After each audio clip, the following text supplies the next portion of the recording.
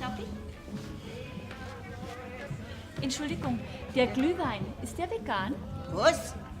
Ob der Glühwein vegan ist, wollte ich wissen. Ja, ich hab das schon gehört, aber versteht du die anscheinend nicht. Das ist ein Glühwein.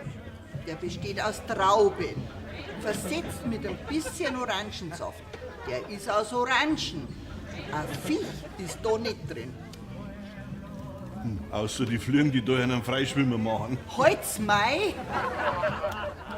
Aber beim Filtrieren des Weines werden auch manchmal tierische Produkte verwendet. Ach so, naja, warten Sie mal.